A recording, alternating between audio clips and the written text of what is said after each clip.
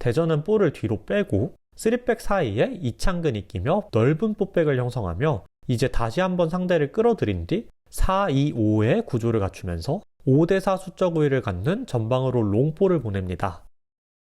안녕하세요, 엘미야입니다. 2025 시즌 K리그 6라운드가 진행된 현재 시즌 초반 가장 돋보이는 팀은 단연 대전 하나 시티즌입니다. 감독 커리어 내내 산전수전을 다 겪은 황선홍 감독이 지난 시즌 소방수로 부임되고 자신의 다양한 경험에 더해 피지컬 코치, 일본인 전술 코치 등 코칭 스태프를 전문적으로 세분화시키며 지난 시즌 강등 위기의 팀을 잔류시키는 데 성공한 데 이어 이번 시즌에는 타 팀보다 한 경기를 더 치른 상황에서 승점 5점 차 단독 선두를 달리며 시즌 초반 돌풍을 이끌고 있습니다.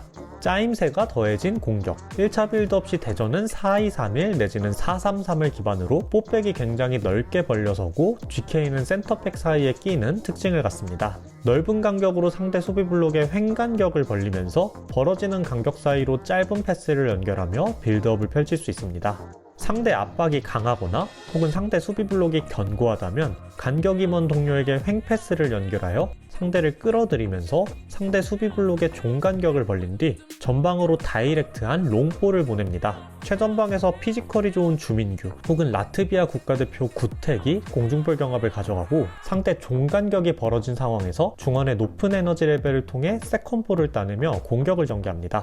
미들 서드에서는 독일에서 넘어온 다재다능한 레프트백 박규현이 전진하면서 좌측면 폭을 벌리거나 좌측 8번 자리로 들어가고 라이트백 강윤성 혹은 오재석은 후방의 세 번째 센터백으로 서며 3백을 형성하면서 3-2-5의 구조를 갖춥니다.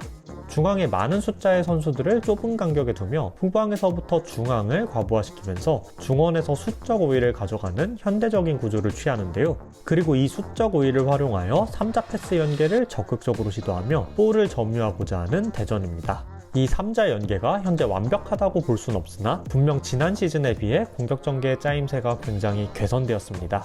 볼 사이드 상황에서도 8번이나 6번이 밖으로 빠지며 사이드에 숫자를 더해주면서 간결한 연계와 패스 앤 무브의 짜임새로 상대 압박을 풀어내고자 합니다. 특히 브라이튼 이적이 확정된 윤도영은 우측면에서 뛰어난 연계 능력과 탈압박 능력을 보여주고 있습니다. 좌측면에서는 하프 스페이스 침투를 통한 로테이션이 활발하며 이 과정에서 최건주, 김인균 등 발빠른 윙어들이 사이드를 흔들 수 있습니다. 또 최전방의 주민규는 중원이 1대1로 묶여있을 때 적극적으로 중원에 가담하여 중원에 숫자를 더해주고 특유의 버티는 힘을 통해 볼을 지킨 뒤 동료에게 연결해주며 이때 상대 센터백이 끌려나온 뒷공간을 발빠른 윙어들이 공략하는 패턴이 자주 활용되고 있습니다. 레프트백은 전진하여 폭을 벌리거나 중앙 8번 자리로 들어가고 라이트백은 세 번째 센터백으로 서면서 3-2-5의 구조를 형성하면서 후방에서부터 중앙을 과부하시키며 중원에서는 박스 형태로 수적 우위를 갖습니다. 이러한 수적 우위를 통해 중앙에서 3자 패스 연계를 통해 볼을 점유하고자 하면서 지난 시즌에 비해 공격 전개의 짜임새가 개선된 대전입니다.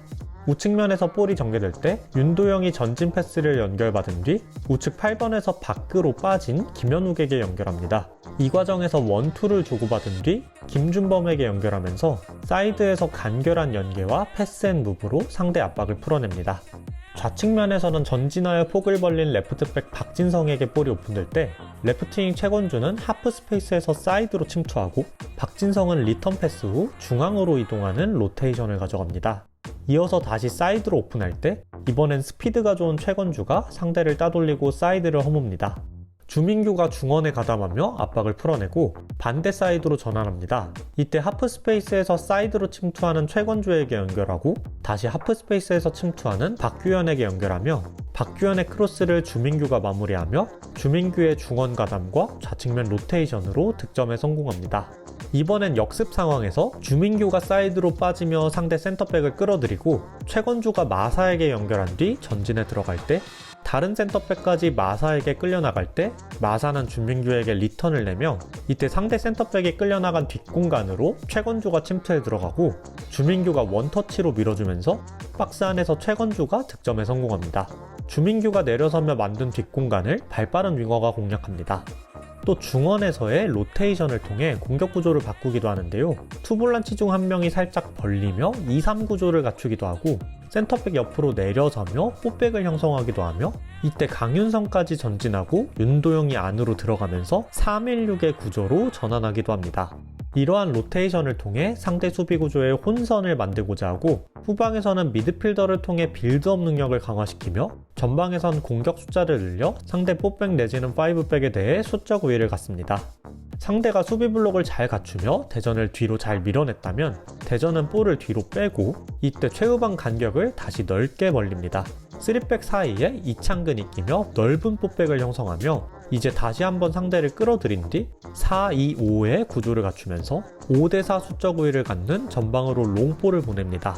현재 국가대표 골키퍼인 이창근은 부드러운 발밑을 활용해 프리맨을 찾아내거나 우수한 킥력으로 상대 수비 라인을 넘기는 롱볼까지 중요한 역할을 해내고 있습니다. 3백이 갖춰진 상황에서 상대 압박이 거세자 볼을 뒤로 빼고 이때 3백이 넓게 찢어지고 이창근이 가운데 끼면서 넓은 4백을 형성합니다.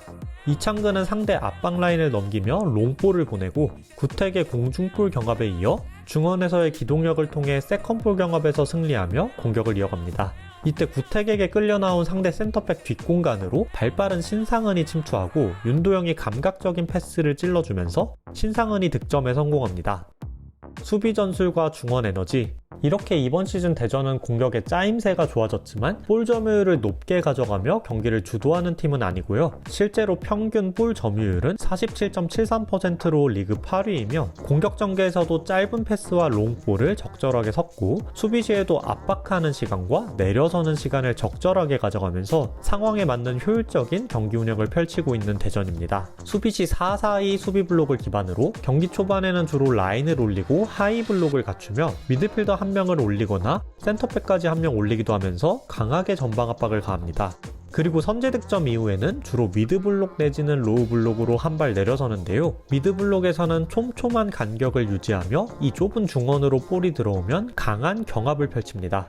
압박이 풀리면 빠른 수비 전환을 통해 콤팩트한 수비 간격을 유지하며 특히 상대가 변형 3백으로 전방에서 5명의 공격수를 활용한다면 상황에 따라 윙어 1명을 수비시 윙백 자리로 내리며 5백을 활용하기도 하면서 후방을 강화합니다.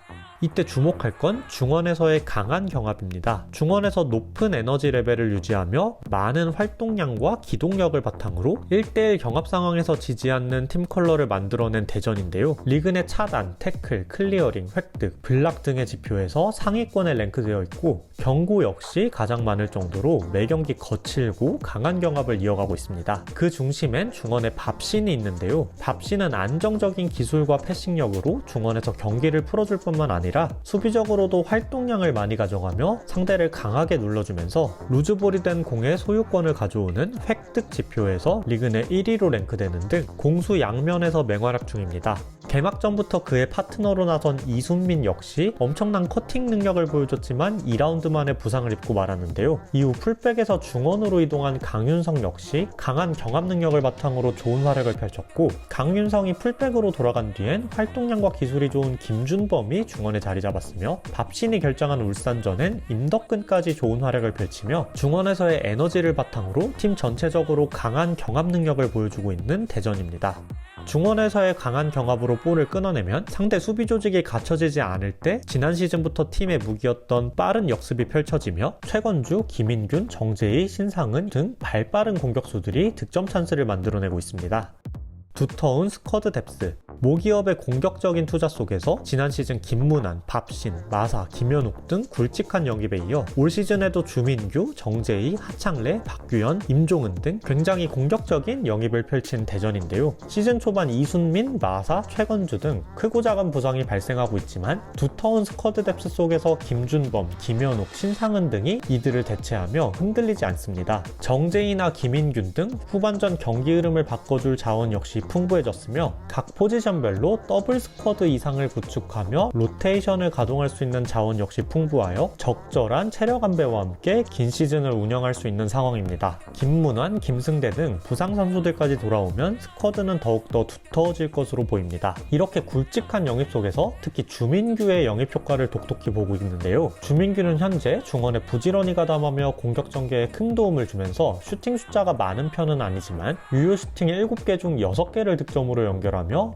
박스 안에서의 집중력을 바탕으로 순도 높은 골 결정력을 보여주고 있습니다. 레전드 공격수 출신 황선홍 감독 아래서 팀이 필요할 때 한 방을 터뜨려주면서 팀의 13득점 중 6득점을 책임지며 리그 득점 1위를 달리고 있습니다. 특히 주민규의 6개 득점 중 결승골이 3개, 또 경기 막판 85분 이후 터진 득점이 3개로 중요한 순간마다 득점을 터뜨리고 있는데요. 이와 더불어 팀 전체적으로도 총 13득점 중 5개의 득점이 경기 막판 85분 이후 터지고, 지고 있는 경기를 비기거나 비기고 있는 경기를 이기는 등 쉽게 지지 않는 모습을 보여주며 위닝 멘탈리티가 심어지며 단단한 팀이 되어가고 있는 대전입니다.